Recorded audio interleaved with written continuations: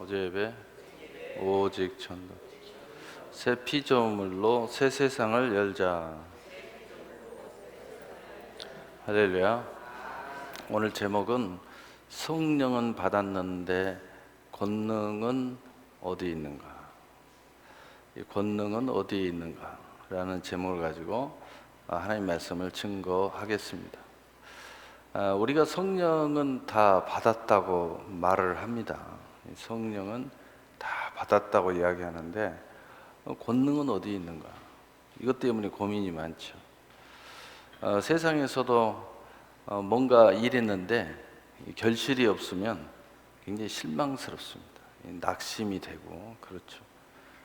또 뭔가 내가 예를 쓰고 공부를 했는데 성적이 별로 나오지 않으면 학생들도 이 낙심에 빠지게 되어 있습니다.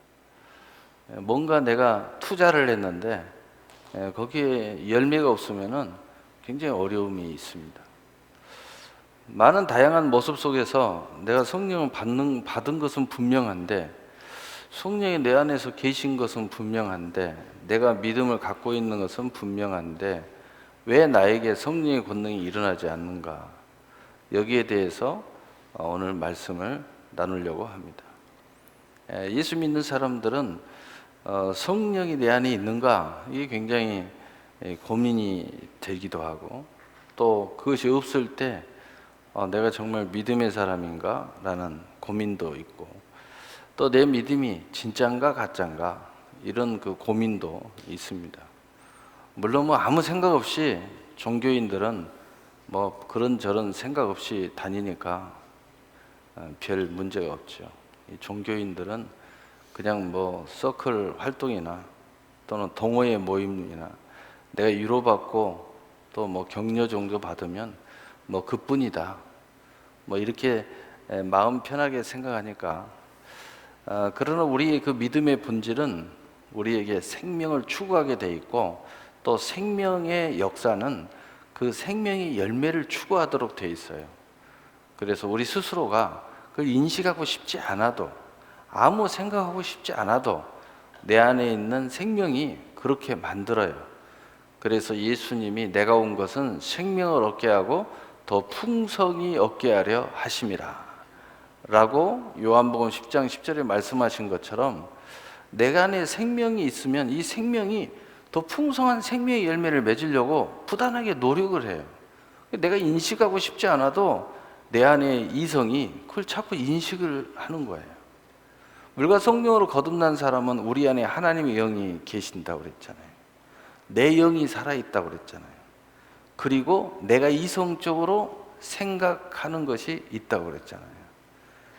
바로 그것이 하나님의 영, 나의 이성, 심지어는 우리의 육신의 생각까지도 있어요. 이 육신이 지가 이렇게 생각을 해요. 반응을 해. 그래서 어떻게 보면 이 네 가지의 역사가 일어나요. 거기에다가 이 또 어둠의 역사까지도 개입하는 것을 우리가 생각하면 한 가지가 더 있어요. 그래서 바울 사도에 나는 나는 공고한 사람이로다. 이 사망의 몸에서 누가 나를 건져내라. 내 안에 두 법이 있도다. 하나의 법은 하나님의 법을 사랑하는 나의 마음이 있고, 하나는 이 죄의 법을 사랑하는 나의 육신이 있다고 그랬어요. 두 법이 서로 싸우는 도다, 이렇게 말했어요. 우리가 여러 가지의 모습은 있지만 크게 이야기하면 두 법이 서로 싸운다는 거예요. 크게 말하면 두 법이 우리 안에 있다는 거죠. 두 법 사이에서 내가 성령의 권능은 어디에 있는가? 라는 제목은 바로 하나님의 법 쪽에 이야기하는 거죠. 하나님 법이 우리 안에 왕성하게 일어났을 때 거기에 대한 왕성한 열매가 우리 안에 일어나게 될 줄로 믿습니다. 그렇다면 오늘 우리가 집중하는 것은 뭐냐? 내가 성령을 받았는가? 한번 확인을 해보고, 그 다음에 두 번째로, 성령을 받았으면 나는 왜 성령의 권능이 일어나지 않는가? 일어나지 않는다면 무엇 때문인가? 그렇다면 나는 어떻게 해야 이 권능이 나타나는가? 라는 질문을 던지면서 오늘 말씀을 들으면 아주 좋은 열매가 일어나게 될 줄로 믿습니다. 오늘 본문에 보니까 오직 성령이 너희에게 임하면, 오직 성령이 너희에게 임하면, 자, 성령이 임했다라는 말을 다른 성경으로 보면 고린도전서 12장 3절에 보면은, 우리 함께 읽어보겠어요. 시작. 그러므로 내가 너희에게 알리노니 하나님의 영으로 말하는 자는 누구든지 예수를 저주할 자라 하지 아니하고 또 성령으로 아니하고는 누구든지 예수를 주시라 할 수 없느니라. 여러분이 예수님이 나의 구주다라고 고백한 사람은 성령이 있다는 겁니다. 여러분 안에 성령이 없으면 우리 주 예수 그리스도가 나의 구주라고 절대 고백할 수 없다는 거죠. 자, 두 번째 우리 살펴보겠어요. 사도행전 1장 4절 5절 우리 함께 읽어보겠어요. 시작. 사도와 함께 모이사 그들의 분부하에 이르시되 예루살렘을 떠나지 말고 내게서 들은 바 아버지께서 약속하신 것을 기다리라. 요한은 물로 세례를 베풀었으나 너희는 맨날이 못되어 성령으로 세례를 받으리라 하셨느니라. 아멘. 성령이 있냐 없냐는 다른 말로 이야기하면 성령 세례를 이야기하는 거예요. 근데 성령 세례를 받은 사람은 반드시 뭐가 있느냐? 이 성령 세례를 받기 위해서 예수님이 하신 약속을 붙잡고 예루살렘을 떠나지 않고 그 약속을 기다리는 역사가 있다는 것입니다. 그럼 그 당시에는 예루살렘이지만 오늘날은 바로 믿음 안에서, 약속 안에서, 또 뭐 보이는 교회 안에서 하나님 앞에 간절히 성령을 사모하면서 성령의 그 약속을 잃어버리지 않고 꼭 붙잡고 그 성령 받기를 기도하거나 간구하거나 기다리는 모습이 있다는 거죠. 사모함이 있다는 거예요. 바로 이것이 있었다면, 또는 이러한 것이 여러분 앞에 믿음이 고백되어진다면 여러분은 성령 세례를 받았다라고 말할 수 있는데, 그 다음에 어떤 일이 일어납니까? 사도행전 2장 1절 4절에 보면은 우리 함께 읽어보겠어요. 시작. 오순절 날에 이름이 이름에 그들이 다 같이 한 곳에 모였더니 호련히 하늘로부터 급하고 강한 바람 같은 소리가 있어 그들이 앉은 온 집에 가득하며 마치 불의 혀처럼 갈라지는 것이 그들에게 보여 각 사람 위에 하나씩 임하여 있더니 그들이 다 성령의 충만함을 받고 성령이 말하게 하심을 따라 다른 언어들로 말하기를 시작하니라. 아멘. 성령 체험하는 역사가 일어난다는 거죠. 성령 체험은 고린도전서 13장이나 또는 로마서 12장이나 14장이나 다양한 성령의 은사의 임재를 이야기하는 것입니다. 성령이 임하면 마음이 평안해지기도 하고 예수를 주라 시인하기도 하고 또 방언이 일어나기도 하고 또는 통변이 일어나기도 하고 또 다양한 그 은혜의 역사가 우리 안에 다양한 방법으로 이 임재의 역사가 일어납니다. 뭔가 내가 성령의 세례의 증거가 나타난다는 거죠. 그것은 각자의 모습이 다양한 모습으로 나타나기 때문에 이것이 나는 이런 모습이 나타났어요, 저런 모습이 나타났어요, 이렇게 말할 수 있어요. 그러나 중요한 것은 뭐냐? 다 성경 안에서 있는 일들이에요. 우리가 성경을 열심히 안 읽으니까 성령의 그 역사의 모습들을 잘 모르지만 굉장히 성령에 대해서, 역사에 대해서 굉장히 많은 역사가 일어나요. 성령이 임하면은 그 사람의 마음이 깨끗해지고 또 하나님 율례를 지켜 행하게 될 것이다. 뭐 이런 역사도 일어나고 회개의 역사가 일어날 거다. 뭐 이런 역사가 일어나고 또 하나님을 찬양하게 될 것이다. 뭐 이런 이야기, 굉장히 많은 역사, 뭐 지혜의 역사가 일어나고 뭐 총명의 역사도 일어나고 주님 안에서 다양한 모습으로 나타나기 때문에 이 성령 세례의 역사. 근데 성령 세례의 가장 중심은 뭐냐? 주 예수 그리스도를 주라 시인하는 역사라는 거예요. 그래서 예수님을 시인하는 역사는 바로 예수님의 십자가, 우리의 죄의 문제를 회개하는 것으로부터 출발하기 때문에 회개하는 역사가 일어나는 거예요. 예수님을 내가 믿고 시인하는 것은 곧 죄로부터 나의 죄를 시인하는 것부터 출발하는 겁니다. 그래서 성령은 죄와 굉장히 민감해요. 여러분이 나쁜 짓을 하면서 성령의 권능을 힘입어서 한다. 그것은 성령의 역사가 아닙니다. 성령의 역사는 성결의 영이고 거룩의 영이에요. 그래서 우리를 죄에서 건지는 역사가 일어나죠. 예수님의 십자가의 죽으심을 통하여 생명을 얻되 더 풍성히 얻는 역사가 일어나게 만든다는 겁니다. 바로 이것이 성령이 우리 안에 임하면은 이런 역사가 일어나요. 예수를 주라 하시는 성령 세례의 역사가 일어나고 성령에 대한 약속을 우리가 붙잡게 돼 있다는 거죠. 그래서 이 성령의 역사가 우리 안에 임한 사람은 성령을 통한 모든 약속을 붙잡게 돼 있다는 거죠. 그런데 이것을 이 모든 것의 성취는 어떻게 이루어지냐? 고린도후서 1장 21절에 우리 함께 읽어보겠습니다. 시작. 우리를 너희와 함께 그리스도 안에서 굳건하게 하시고 우리에게 기름을 부으신 이는 하나님이시니 아멘. 하나님께서 성령의 기름을 싹 부어가지고 우리 안에, 예수 안에 믿음을 굳세게 만들어 주신다는 거죠.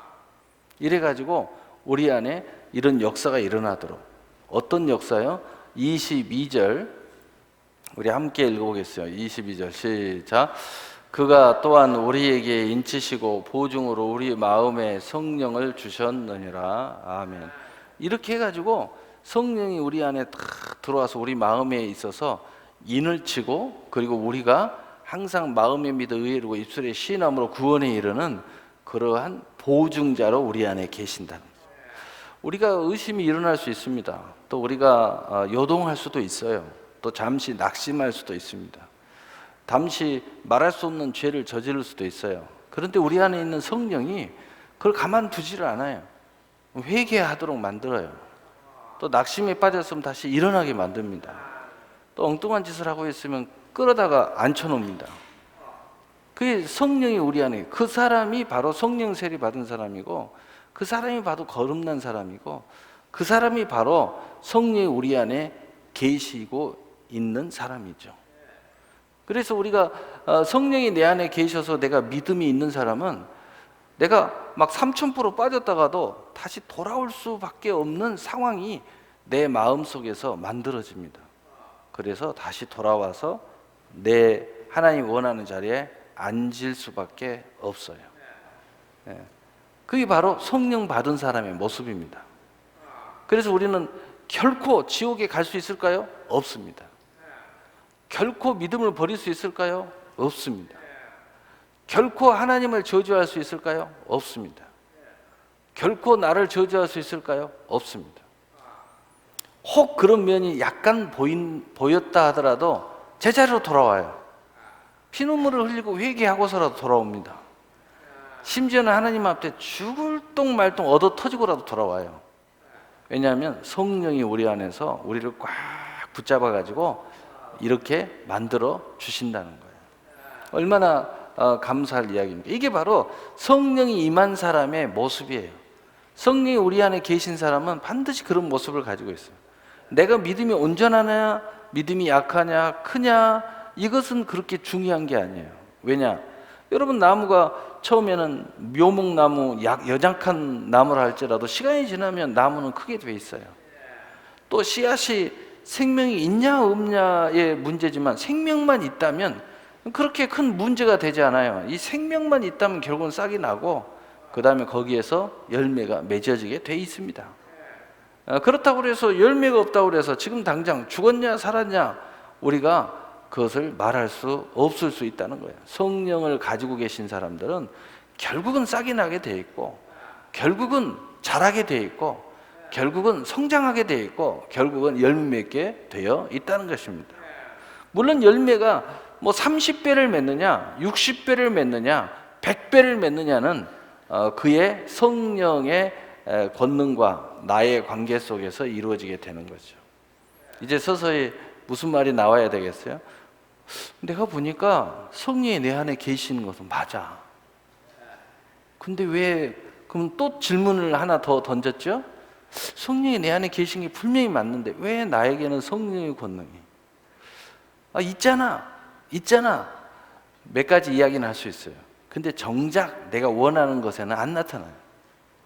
별로 나에게 그렇게 큰 유익이 있는 것에는 별로 안 나타나. 이게 문제야. 이 성령의 권능이 나에게 큰 유익으로 나타나야 되는데 왜? 성령이 우리에게 계시는 것은 우리에게 유익하게 하려 하심이라고 성경에 분명히 기록해 있잖아요. 성령이 우리 안에 계시는 것은 우리에게 유익하게 하시려고 성령이 우리 안에 계신다고 분명히 말씀하고 있잖아요. 근데 도대체 내 인생에 유익함이 없는 거야. 좀 솔직하게 이야기할까요? 솔직하게. 왜 우리 가정은 행복하지 못할까? 아니, 성령이 우리 안에 계시면 우리 가정이 좀 잘 돼야 되는데. 더 솔직하게. 아니, 나는 좀 돈 좀 많이 벌고 싶은데 솔직히 내가 내놓고는 까놓고는 이야기 못하지만 기도할 때 하나님 제가 많이 이야기하잖아요. 왜? 남들 안 들으니까. 뭐 이런 이야기 대놓고 공개석상에서 돈 주세요 이렇게 기도는 못하지만, 공개석상에서 목사님 돈 주세요 이렇게 이야기는 못하지만, 개인적으로 기도하면서 그래도 내가 이 정도는 있어야 좀 이렇게 프라이드도 좀 지키면서, 또 우리 부부가 여행도 한번 하고, 또 내 자식들에게 최소한 내가 용돈도 좀 줄 수도 있고, 또 교회 다니면서 뭐 열심히 해보려니까 알게 모르게 돈도 많이 들어가요. 이거 뭐 그래도 내가 최소한 애물 드리는 것은 좀 자유로울 수 있게, 최소한 내가 신앙의 양심 정도는 지킬 수 있을 정도는 하나님 돈을 좀 주셔야 되는데, 그렇다고 그래서 제가 돈을 싫어하는 것도 아니고, 아신지 않습니까? 내가 돈을 좋아하는지. 응? 여러분, 돈은요 좋아하는 사람한테 붙는 거예요. 좀 어폐가 있나요? 신앙적으로? 맞아요. 성경 말씀을 좋아하면요 말씀의 비밀이 자꾸 열립니다. 기도를 좋아하면 기도의 비밀이 열려요. 누군가를 사랑하게 되면요 그 사람에 대해서 많이 알아갈 수 있어요. 돈을 사랑하면요 돈 버는 법이 열립니다. 우리는 믿음 안에서 긍정적으로 축복의 입장에서 이야기하는 거예요. 여러분이 돈을 사랑해야 돈이 오는 거예요.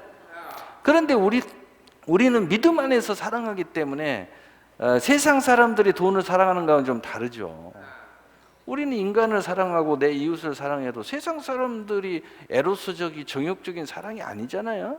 우리는 평화의 사랑이고, 또 하나님의 아름다운 아가페적인 사랑을 실천하고 우리 주 예수 그리스도의 십자가의 정신을 가지고 사랑하잖아요. 그럼 사랑 많이 하게 해달라고 말이에요. 세상 사람들이 세상 많은 사람들을 사랑해달라고 우리가 사랑하게 해달라고는 좀 다르잖아요. 솔직히 이야기하는. 근데 정작 나에게는 돈이 늘 부족해. 좀 절기가 왔는데 내가 딱 머리로는 이 정도 하고 싶은데 처지가 그렇게 안 돼. 좀 실망스러운 거예요. 실망스럽지 않았어요? 마음껏 좀 하고 싶은데, 하나님 앞에 좀 드리고 싶은데 못 드렸어 제대로. 좀 실망스러워요. 이게 뭐냐? 성령이 내 안에 계시는데 권능이 안 나타나는 거야. 이제 두 번째 질문을 우리가 이야기할 때가 됐습니다. 예수 믿는 사람들이 다 성령을 받았다고 하는데 권능이 나타나야지. 권능이 안 나타나면 이게 심각한 문제잖아요. 내가 살아있는데, 살아있으면 살아있는 모습을 가져야 돼. 내가 인간이면 인간다워야 되는데, 내가 성령의 사람이면 성령의 사람다워야 되는데, 도무지 육신의 사람보다도 못한 모습을 가지고 있으면 이거 참 어려움이 있습니다.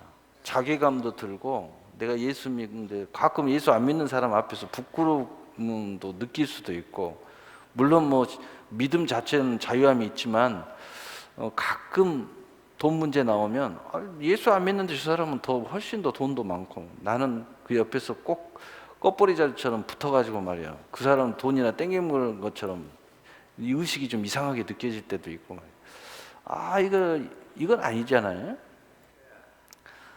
여러분, 믿음대로 된다는 것은 굉장히 중요한 이야기예요. 예수님께서 마가복음 11장 23절에 할 수 있거든이 무슨 말이냐? 믿는 자에게는 능치 못함이 없느니라. 여러분, 능치 못함이 없다는 말 안에는 영적인 문제, 혼적인 문제, 육신의 문제, 삶의 문제가 다 들어있어요. 또 전도서를 쭉 살펴보면, 여러분 전도서를 제가 좀 많이 읽어보라고 하잖아요. 근데 여러분이 전도서를 쭉 읽을 때 자유가 느껴지고 거기에 대한 감사가 나고 기쁨이 있으면 진짜 여러분은 은혜가 뭔지 아는 사람이에요. 근데 전도서를 읽는데 갑자기 막 힘이 빠진다, 무섭다, 두렵다. 전도서를 읽는데 괜히 그냥 힘이 더 빠진다, 믿음이 더 없어지려고 한다. 그 아직도 은혜가 뭔지 잘 모르는 거예요. 하나님이 얼마나 당신을 사랑하는지 좀 더 집중하고, 성경에서 하나님 당신을 얼마나 사랑하는지 좀 공부를 해야 돼요. 여러분, 은혜도요, 공부함으로써 많이 알을 수 있어요. 공부 안 하면 잘 몰라요. 제가 처음에 이야기했잖아요. 돈을 사랑해야 돈이 붙는다 하는 것은 뭐냐면, 사랑함으로써 공부가 돼요. 여러분, 나는 경제적으로 좀 활동을 많이 하고 싶다. 그러면 거기에 대해 공부를 해야 돼. 그냥 막연하게 생각하는 것과 공부를 하면서, 좋아하면서, 거기에 대해서 처음에는 좋아했어, 즐겼어, 나중에는 그것이 업이 됐어, 능력이 되는 거예요. 많은 사람들이요, 부모에 따라서 자기의 그 직장과 직업을 대충 청년들이 정해지잖아요. 근데 나중에 보니까 내가 좋아하는 게 따로 있어. 취미생활하다가 나중에 그것이 업이 돼요. 취미생활할 때는 돈만 쓰기만 하지만 업이 되면 돈을 법니다. 다시 말해서 돈을 사랑하기만 하면, 돈을 허비하기만 하지만 돈에 대해서 공부를 하고, 그리고 그 사랑의 의미와 가치를 하나님 안에서 승화를 시키면 그것이 업이 돼요. 다시 말해서 돈의 사랑함으로 말미암아 더 큰 경제적인 역량을 발휘하게 된다는 거예요. 남들보다요, 돈 이야기하면 눈이 번쩍거려. 돈을 어떻게 번다고 번쩍거려. 그러니까 볼 수밖에 없죠. 그러니까 뭐든지 거기에서 탁월한 사람이 되기를 원하면 사랑해야 돼. 사랑해야 돼. 누군가를 사랑하게 되면, 저 친구가 뭘 좋아하는지 저절로 압니다. 얼마나 좋아하는지 몰라요. 이 친구가 저 친구를 굉장히 좋아하더라고. 내가 보니까 이 친구 같이 걸어가면서도요, 이렇게 몰래 아니, 원하는 대로 다 해주려고 애를 써요. 그래서 내가 중간에 한번 이야기했죠. 남자끼리 사랑은 안 된다. 내가 몇 번 이야기했어요. 우정은 된다. 너 우정하고 남자끼리 이 동성애하고 뭔지 알지? 그건 안다는 거야. 그러면 됐다. 좋은 우정은 발전해 가면 좋은 거야. 그런데 동성연애는 안 된다. 동성연애를 간단히 이야기하면 둘이 입 맞추면 안 돼. 응? 그건 죄야. 응? 그 하나님 굉장히 싫어하는 거야. 그럼 목사님, 저는 걔를 좋아하는데 걔하고 입 맞추는데요. 그건 문제네. 그냥 사랑만 해, 입 맞추지 말고. 그건 문제야. 응? 그래서 이제 이 질문에 이제 우리는 답을 해야 돼요. 왜 나는 성령이 계시는데 권능이 안 나타나? 안 나타난다는 말은 옆에서 보면 나타나거든요. 근데 자기가 안 나타난다고 말하는 것은 뭐냐면, 자기가 원하는 것에 대하여 성령이 역사하지 않는다는 뜻이에요. 옆에서 보면 다 나타나고 있어요. 근데 이런 것은 나 별로 관심도 없어. 그러니까 잘 인식을 안 해. 근데 정말 내가 관심 있는 거, 좀 쉽게 이야기하면 나 돈, 근데 이 부분은 하나님이 역사를 안 해요. 왜 그럴까? 굉장히 중요한 이야기를 하는 거예요. 제가 세상 말로 이성녀 그러면 사랑해야 돼요. 진짜 여러분이 그 부분에 탁월한 사람이 되기를 원하면 사랑하세요. 정말 돈의 경제인으로서, 돈 이야기하니까 좀 수준 떨어지니까 이제 우리가 경제인이라고 이야기하죠. 경제적인 풍성함을 누리기를 원하면 사랑해야 돼. 진짜 사랑을 하면 공부해야 돼. 여러분, 하나님을 사랑하기를 원하면 성경에 호세아 선지가 뭐라고 했어요? 내 백성이 여호와를 아는 지식이 없어서 망하는도다. 하나님을 공부해야 돼. 그래야 그 하나님으로 말미암아 우리에게 오는 모든 것들이 내 안에 풍성해지는 거예요. 여러분이 하나님에 대해서 잘 모르니까 하나님이 뭘 원하는지 잘 모르는 거예요. 그냥 남말만 듣고, 옆에서 누가 하는 이야기만 슬쩍슬쩍 듣고 그런갑다. 정말 그건 아니에요.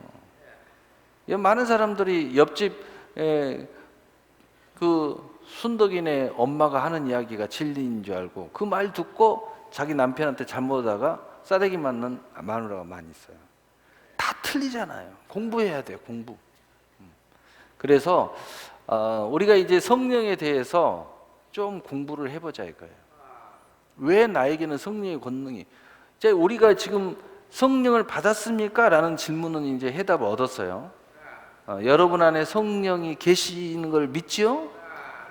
예, 이게 공부하니까 이렇게 아멘이 크게 나오는 거야. 처음에는 질문하니까 아멘이 잘 안 나오는데 공부하고 나니까 아멘이 잘 나와.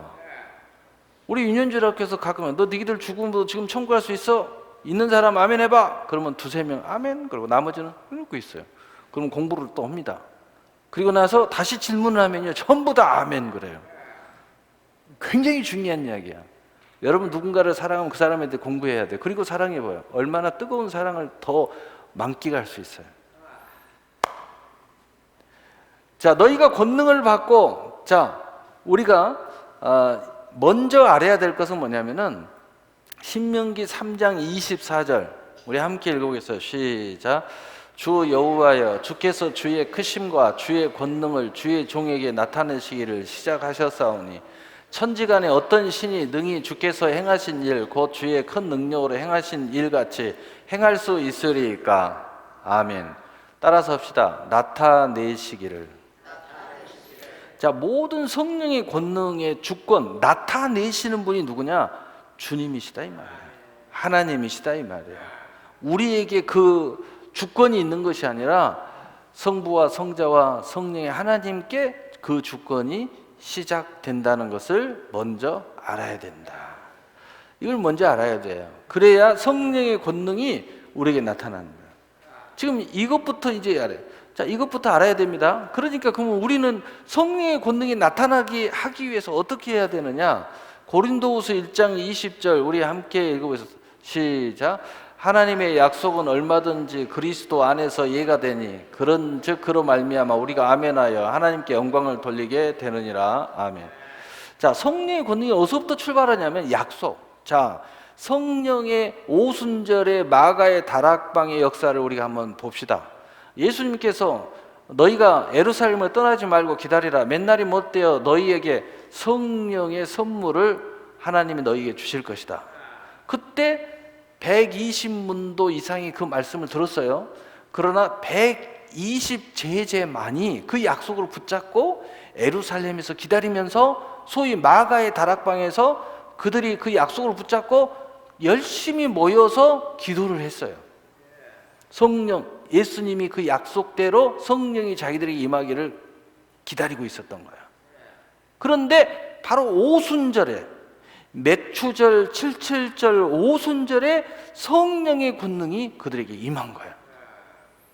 자, 그래서 중요한 게 뭐예요? 성령의 권능은 그분의 주권에 있다. 두 번째, 약속에 아멘하는 사람한테 그 권능이 있다는 거예요. 그래서 120문도만이 성령의 권능을 받으신 거예요. 이게 굉장히 중요한 거예요.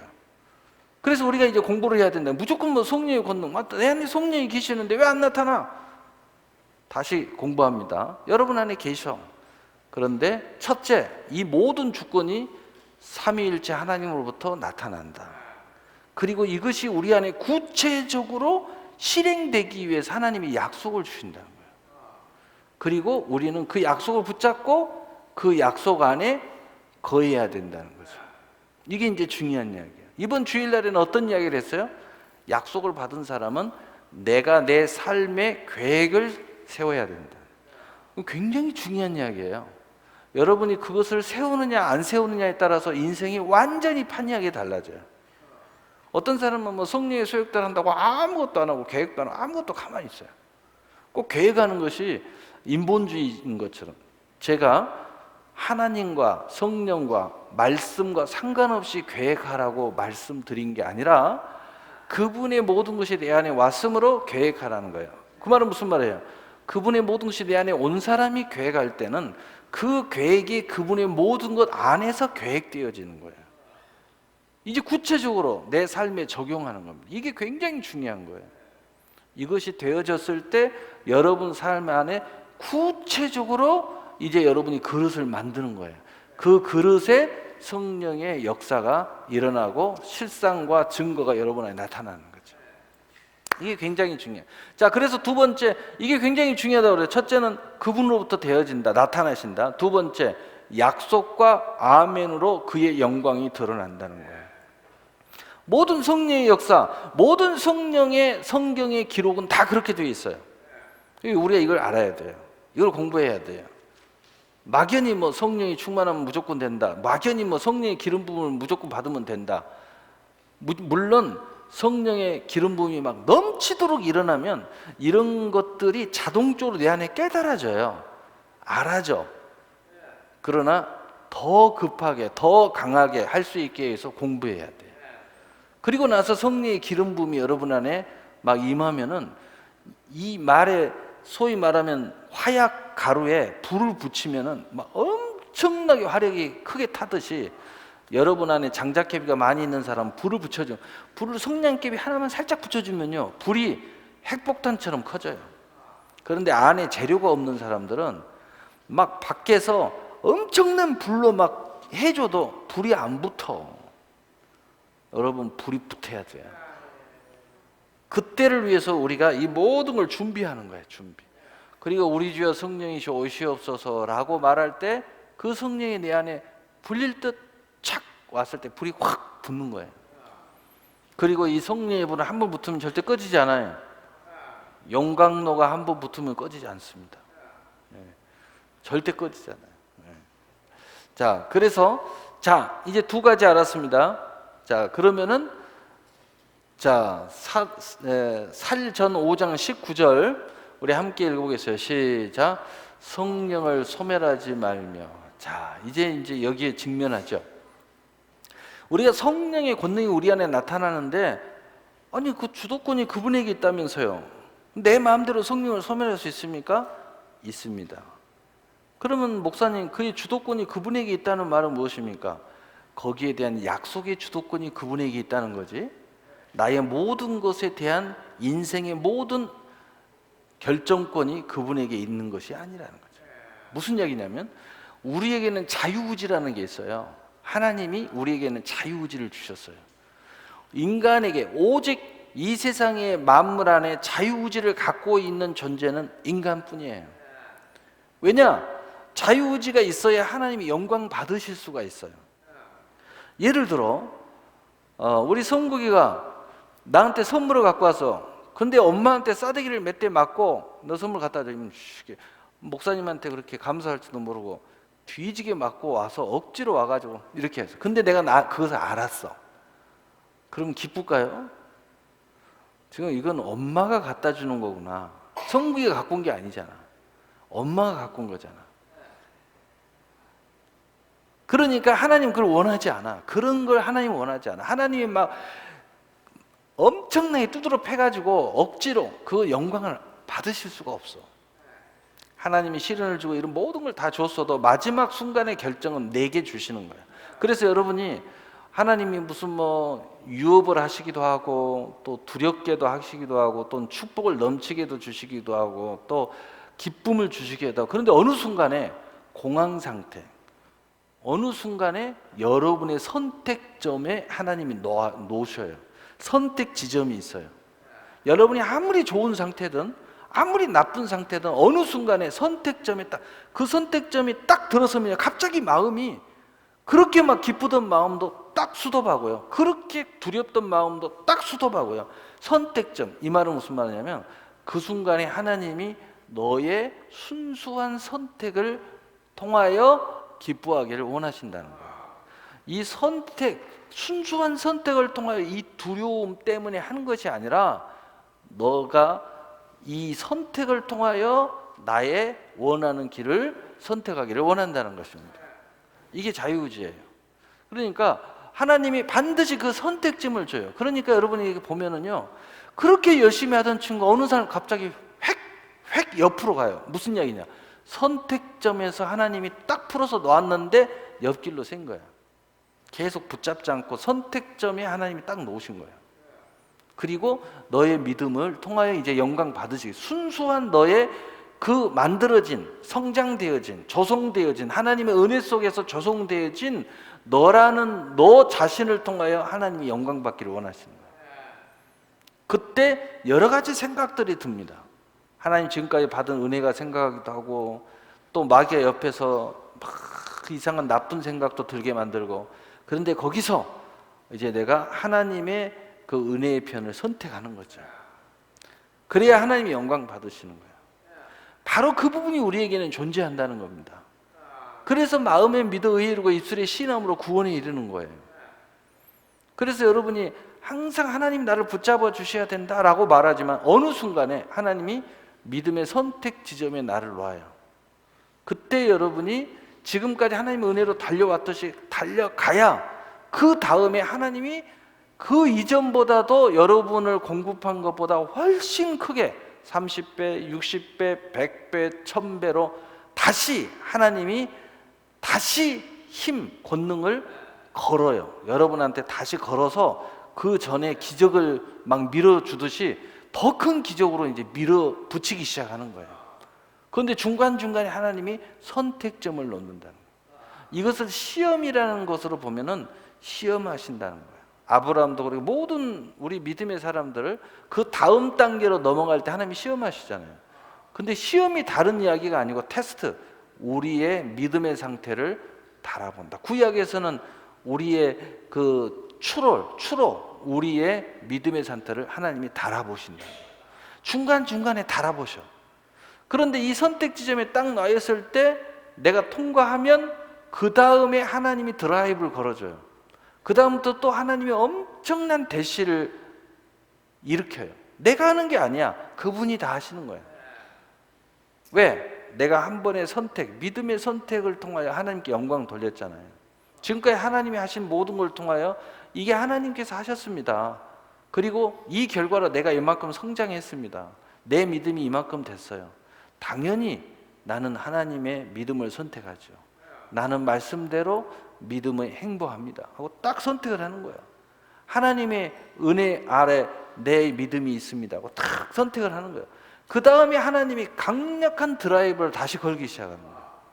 이렇게 드라이브가 여러분의 인생에 서너 번만 걸리면은요, 예를 들어서 이제 돈 이야기 나왔으니까 여러분이 소위 말하면 어지간한 재벌 소리 들어요. 최소한 뭐 자산이, 순수 자산이 뭐 1000억 이상 갖게 될, 그냥 금방이에요. 3번 정도만 하나님이 드라이브를 걸어주면요, 그냥 쭉 올라갑니다.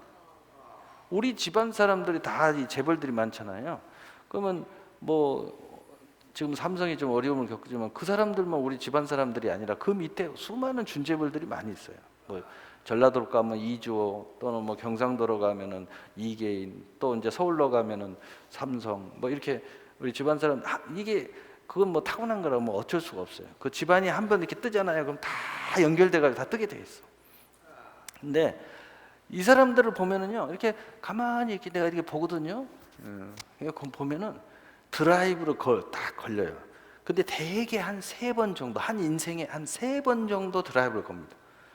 그때 확 일어나요. 그러면은요, 막 푹 쉬워요, 그냥. 그러니까 한번 생각해 보세요. 내가 한 100억 정도 첫 드라이브에서 걸렸다. 그럼 자산이 한 100억 정도 됐다. 그러면은요, 한 번, 두 번째 드라이브를 확 걸면요, 거기서 100배, 그럼 얼마예요? 100배. 조로 가잖아, 조로. 그렇게 되는 겁니다. 30배.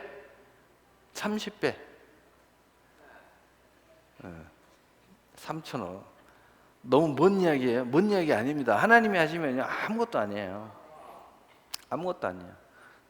가끔 제가 주의 종이지만은 가끔 이런 돈 문제에 대해서 이 설교를 하다 보면은 내가 하면 훨씬 잘할 것 같은데, 이런 생각이 가끔 들어요.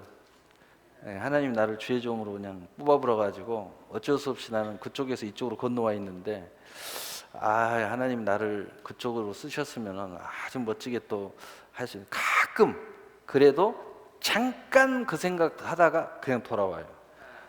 옛날에는 그 생각이 들면 하루 정도는 했어요. 좀 아쉬움이 있어가지고.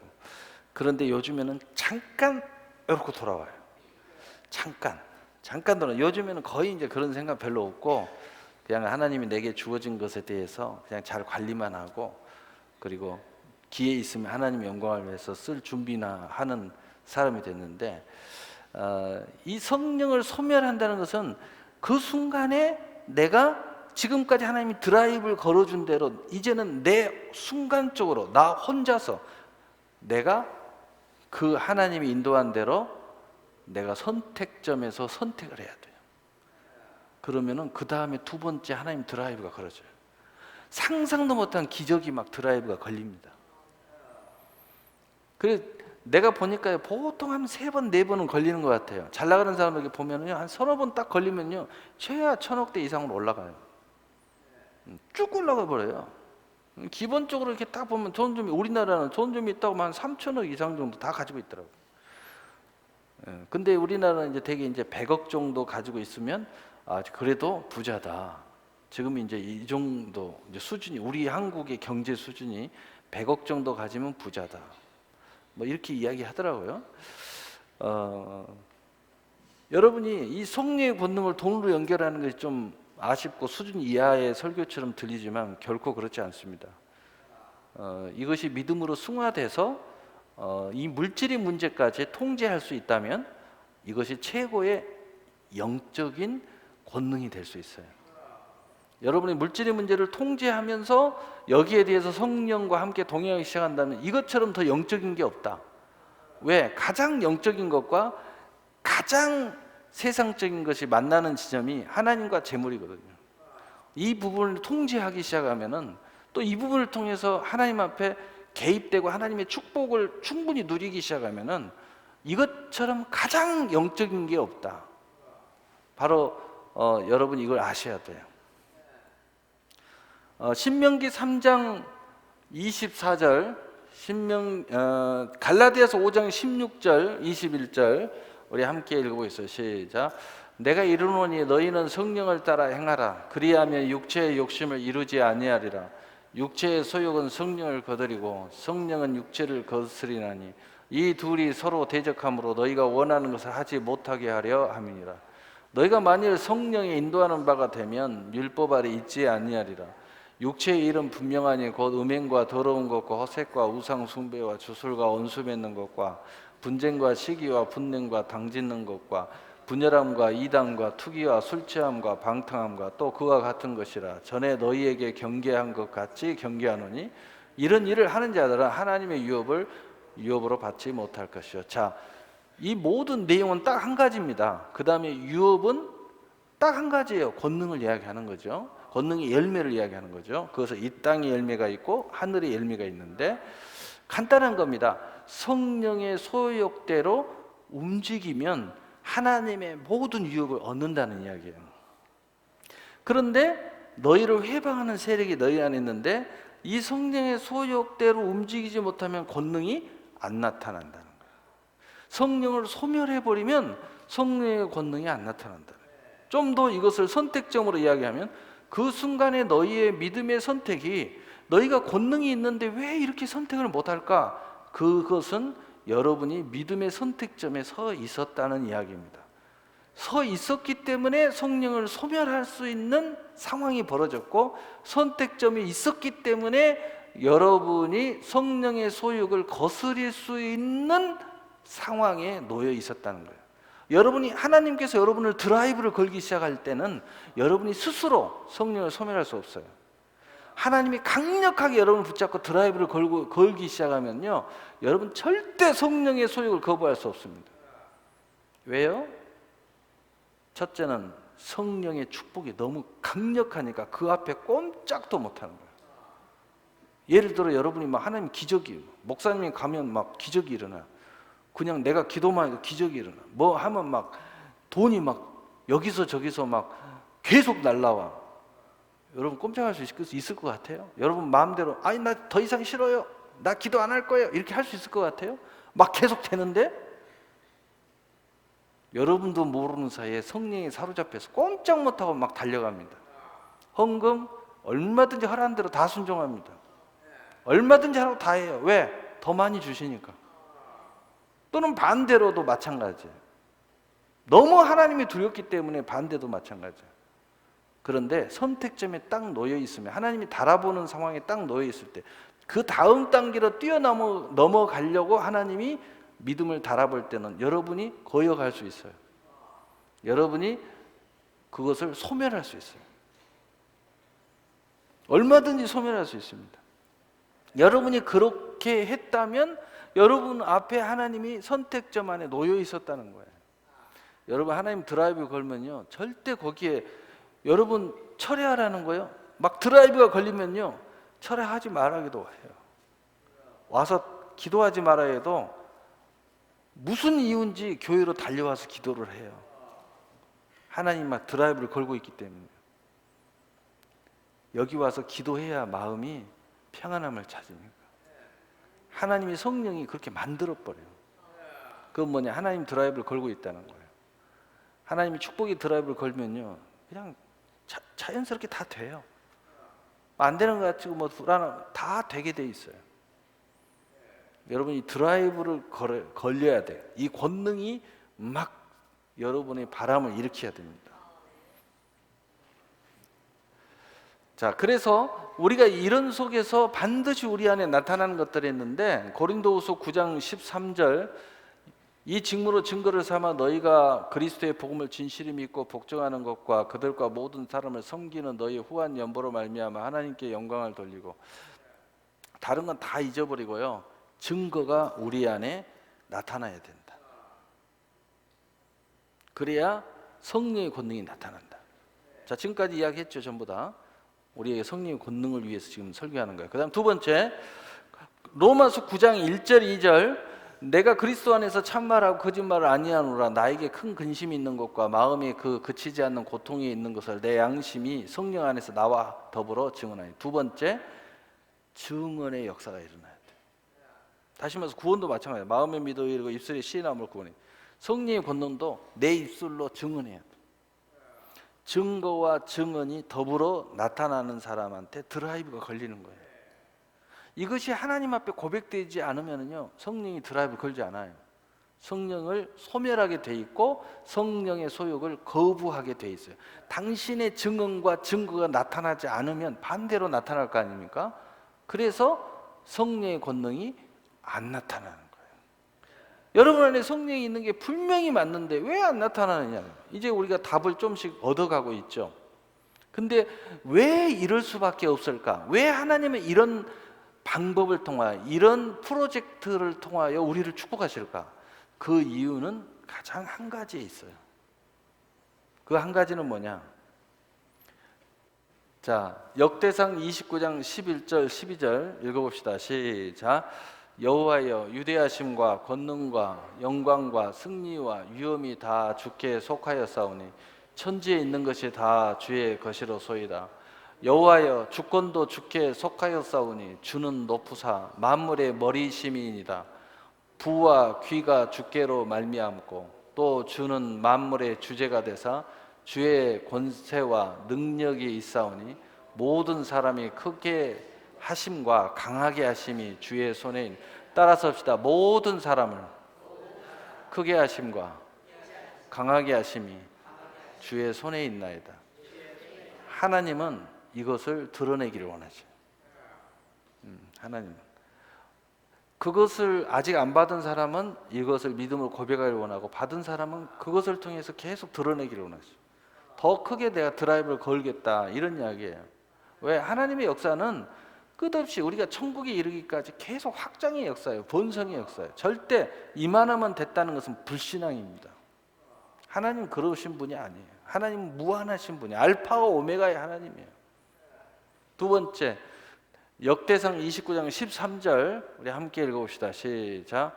우리의 하나님이여, 이제 우리가 주께 감사하오며 주의 영화로운 이름을 찬양하나이다. 두 번째, 하나님은 감사와 찬양을 받으시길 원하신다. 그래서 하나님 이런 프로젝트를 통하여 우리를 축복하시는 거예요.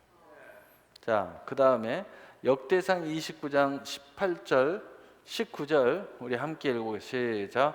우리 조상들 아브라함과 이삭과 이스라엘의 하나님 여호와여, 주께서 이것을 주의 백성의 심중에 영원히 두어 생각하게 하시고 그 마음을 준비하여 주께로 돌아오게 하시며 또 내 아들 솔로몬에게 정성된 마음을 주사 주의 계명과 권명과 율례를 지켜 이 모든 일을 행하게 하시고 내가 위하여 준비한 것으로 성전을 건축하게 하옵소서 하였더라. 무슨 이야기? 하나님은 진정한 회개를 원하는 거예요. 왜냐하면 회개하지 않고서는 하나님과 일체성을 가질 수가 없어요. 자, 여기서 나오죠. 구약은 성전 건축이에요. 신약은 교회입니다. 그리고 교회 안에 내 몸이 하나님의 성전인지 알지 못하는 거예요. 이제 답 나왔죠? 그분이 우리와 함께 하나 되기를 원하시는 거예요. 그래서 보여지는 성전 건축을 믿음으로 할 수 있고 그 믿음이 내 안에 고백되어지는 거예요. 교회로 에크레시아가 이루어지고 주의 성령이 우리 안에 온전히 임재하기 위해서 이런 프로젝트를 하나님이 만들어 놓은 거예요. 여러분 생각해 보세요. 이런 프로젝트가 믿음에 고백되지 않는데 축복을 해봤자 하나님이 우리가 하나 될 수가 없어요. 역대상 29장 15절 17절 우리 함께 읽어봅시다. 시작. 우리는 우리 조상들과 같이 주님 앞에서 이방 나그네들과 거류민들이라 세상에 있는 날이 그림자 같아서 희망이 없나이다. 우리 하나님 여호와여, 우리가 주의 거룩한 이름을 위하여 성전을 건축하려고 미리 저축한 이 모든 물건이 다 주의 손에서 왔사오니 다 주의 것이니이다. 나의 하나님이여, 주께서 마음을 감찰하시고 정직을 기뻐하시는 줄 내가 아나이다. 내가 정직한 마음으로 이 모든 것을 즐거이 드렸사오며 이제 내가 또 여기 있는 주의 백성이 주께 자원하여 드리는 것을 보오니 심히 기쁘도소이다. 하나님은요, 모든 것이 하나님부터 왔다는 것을 고백하고 하나님이 드리는 것을 정말 기쁨으로 드릴 수 있는 바로 그 심령을 하나님이 원하시는 거예요. 이게 굉장히 믿음의 중요한 고백입니다. 또 역대상 29장 14절 우리 함께 읽어봅시다. 시작. 나와 내 백성이 무엇이기에 이처럼 즐거운 마음으로 들을 힘이 있었나이까. 모든 것이 주께로 말미암아 싸우니 우리가 주의 손에서 받은 것으로 주께 드렸을 뿐이니이다. 아멘. 모든 것이 하나님의 손으로 시작되었고 그리고 하나님의 손으로 마무리가 됐다는 뜻입니다. 그래서 인생은 그릇이에요. 여러분, 우리는 그릇입니다. 하나님 앞에 더 크게 쓰임 받으려면요, 이 그릇을 그분이 마음껏 쓰도록 만들 뿐이에요. 그러므로 그릇이 고백하는 건 뭐예요? 내가 아무리 하나님 앞에 많은 드라이브가 걸렸다 할지라도 이 모든 것이 여호와로 되어졌다는 겁니다. 자, 오늘 결론이에요. 그래서 지금 이 모든 것들의 결론은 한마디로 고린도전서 6장 19절 20절입니다. 하나님이 이거 한 가지를 위해서 이 모든 프로젝트를 만들어 놓으셨고 그리고 성령 받게 하셨고 성령의 권능이 나타나게 하시고 그 모든 믿음의 고백을 하도록 하셨다. 지금 역대상에 나오는 이 믿음의 고백이 우리의 고백이 돼야 오늘 이 모습이 우리 안에 온전히 이루어질 수 있어요. 우리 함께 읽어보겠어요. 시작. 너희 몸은 너희가 하나님께로부터 받은 바 너희 가운데 계신 성령의 전인 줄 알지 못하느냐. 너희는 너희 자신의 것이 아니라 값으로 산 것이 되었으니 그런즉 너희 몸으로 하나님께 영광을 돌려라. 아멘. 내가 하나님의 거룩한 성령의 전이 되고 그리고 내 것이, 내 인생이 내 것이 아니라 하나님의 것이라는 것을 알고 나의 인생의 전체를 통하여 하나님의 영광을 위해서 살아가게 될 때 바로 이 모든 성령의 권능은 충분히 우리를 통하여 나타나게 돼 있다. 여러분, 이 성령의 권능자가 되셔서 하나님 앞에 이런 기쁨의 역사가, 이 정직한 마음의 역사가 여러분 안에 차고 넘쳐나기를 예수님의 이름으로 축복합니다.